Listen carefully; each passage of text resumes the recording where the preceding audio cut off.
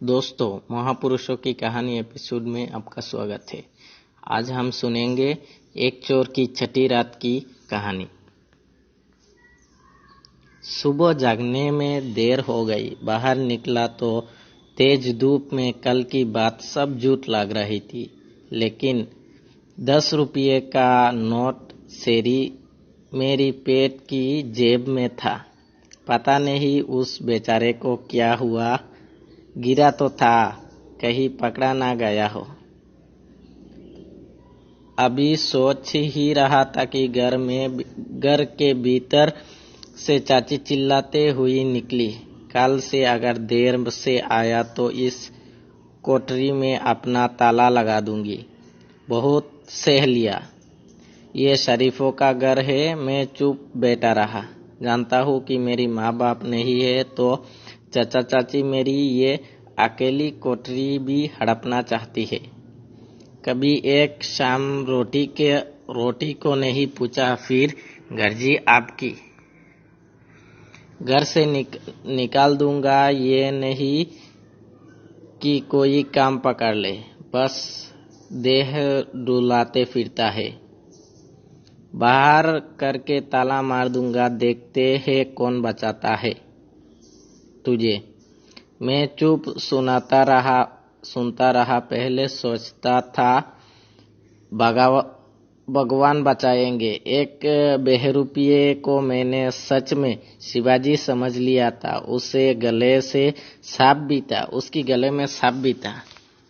मेरे माँ के वापस ला दो भगवान, मैंने कहा, और उसने मेरा माथा सहलाया, एक सिक्का दिया और बोला, चलोगे मेरे साथ? लेकिन सचमुच कौन बचाएगा? यही सब सोचता उठा और बाजार की तरफ चला। एक दुकान पर खिचड़ी खाई और वही नोट दे दिया। तभी किसी ने पीछे से पुकारा, ये नोट नहीं चलेगा, बीच से फटा है। दुकानदार गुस्से में था, लेकिन मेरे पास तो यही है। वो मुझे मारने दौड़ा, मैं ठिठक गया। तभी किसी ने उसे रोका, ये लो अपने पैसे। मैंने मुड़कर देखा, लगा ये तो स्कूल के मास्टर साहब है। मैंने उनके पीछे पीछे चलने लगा। कुछ देर बाद वो पीछे मुड़े। क्या है? उन्होंने पूछा। लाइए, मैं आपका थैला ले लूं। थैले में सब्जियां बरगह थी। नहीं ठीक है, फिर उन्होंने कहा, नहीं ठीक है, फिर मुझे दे दिया। पढ़ते हो? मैंने कहा, नहीं, छोड़ दिया। काम खोज रहा हो? चलो मेरे साथ। उन्होंने स्कूल में मुझे पानी पिलाए, चाय लाने और घंटी बजाने का काम मिल गया। उनकी स्कूल में मुझे पानी पिलाने, चाय लाने और घंटी बजाने का काम मिल गया। वो बोले, जब मन हो किसी भी क्लास में बैठ जाना, आगे देखोगे। और मैंने खूब जोर से घंटी बजाई, जाकर उन्हीं की क्लास में पीछे बैठ गया। वह पढ़ा रहे थे, एक दिन ऐसा भी होगा कि सारे पर्वत सिकुड़ कर छोटे हो जाएंगे, नदियां सूख जाएगी, पानी उड़ जाएगा, आसमान काला पड़ जाएगा और चंद्रमा के बीचों बीच एक बड़ा छेद बन जाएगा, जैसे एक बड़ा हॉल। इस पढ़ाई में तो मजा है। मैंने सोचा, दोपहर को खाना भी मिला, लेकिन मन उबने लगा। इतना उबा कि 4 बजने से पहले ही घंटी बजा दी। मास्टर साहब ने बुलाया, एक कमरे में ले गए। देखो, सच सच बताओ।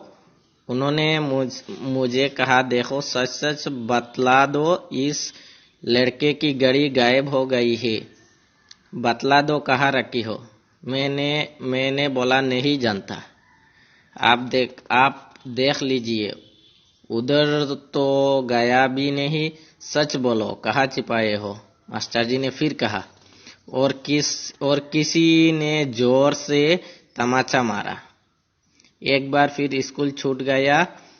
कनपट्टी अभी भी दर्द से झंझना रही थी। जो करना चाहा वो हुआ नहीं, जो नहीं किया उसकी सजा मिली। हमेशा सबसे कमजोर पर ही शौक क्यों?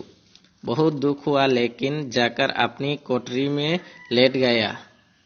खिड़की खोल दी थी। चाची फिर गरजी, आज बच गए, देखता हूँ कब तक बचते हो।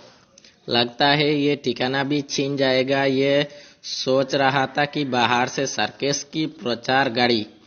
आज की रात सर्कस की आखिरी रात बोलती गुजरी और मैं उठ बैठा। कभी सर्कस नहीं देखा, लेकिन टिकट पहले चलते थे, कुछ ना कुछ हो जाएगा। फिर वही मेले का मैदान। थोड़ा डर रहा था कहीं जादूगर मिल गया तो। मैं पीछे के रास्ते से मेले में घुसा और सर्कस के रंग बिरंगे तंबू के सामने पहुंच गया। आज आखिरी दिन था, इसलिए भीड़ कम थी। मैं बस ऊपर ताक रहा था। किसी ने पीछे से कंधा पकड़ा। मुझे लगा पुलिस नहीं, ये तो वही मदारी था। दोनों कस के मिले। वो बोला, आजकल यही काम कर रहा हूँ। बंदर भी यही है, चल भीतर। अभी तमाशों में देर थी। देखा एक चौकी पर दो बोने जाकर लेटे हुए हैं। दो बानर जाकर लेटे हुए हैं, ऊपर आधे पर एक, निचले आधे पर दूसरा, लेकिन वो हंस रहे थे। मैंने मदारी से पूछा, ये इतने खामोश है? हाँ, एक की माँ बीमार है बहुत। मदारी ने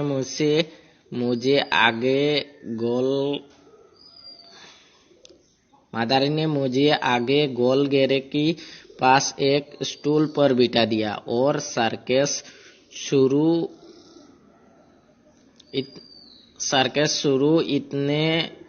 इतने करतब, लेकिन उससे ज्यादा मजा दोनों जोकरों से आ रहा था। खूब मजा आया। खेल खत्म होने पर एक जोकर, मदारी और मैं सब ने साथ साथ पाव भाजी खाई और बाहर घूमने निकली। मदारी गा रहा था, मैं सीटी पर धुन बजा रहा था।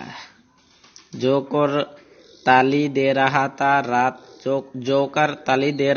रात थी, हम थे, हवा थी, चांद था। चांद के बीचों बीच खोलक था हॉल, और हम तीनों गाने लगे। तारों भरी रात से सुनसान में अपनी हल्की आवाज भी तेज लगी। एक ट्रक की तेज लाइट में हम चुप हो गए। आज की कहानी में बस इतना ही।